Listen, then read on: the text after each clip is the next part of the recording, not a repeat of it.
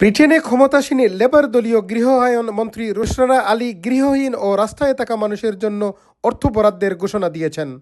So we have inherited a homelessness and rough sleeping crisis.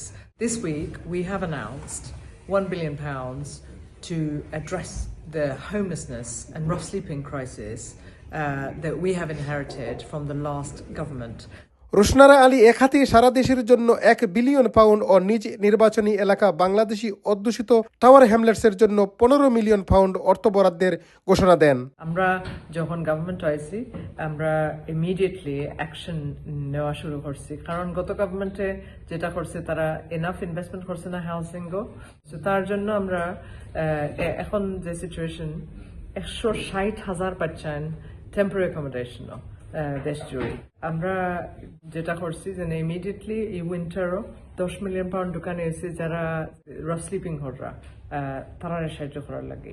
আমার ভারত আমার কনস্টিটিউয়েন্সিতে অনেক problem, তার জন্য আমরা নেক্সট ফাইন্যান্সিয়াল ইয়ারও রেকর্ড ইনভেস্টমেন্ট ঢুকাইলাম। ন্যাশনালি £1 বিলিয়ন আমরা ইনভেস্ট করলাম, ন্যাশনালি £1 বিলিয়ন। এই বাজেটও £233 মিলিয়ন অ্যানাউন্স করা হয়েছে। And we need to make sure that we get people the support that they need. বৃহস্পতিবার ব্রিটিশ পার্লামেন্টের একটি অফিস কক্ষে বাংলা মিডিয়ার সাংবাদিকদের নিয়ে এক প্রেস ব্রিফিংয়ে এ বরাদ্দের কথা তুলে ধরেন।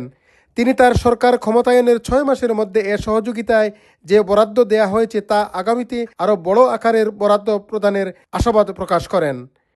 চৌধুরী মুরাদ, রূপালী বাংলাদেশ, লন্ডন।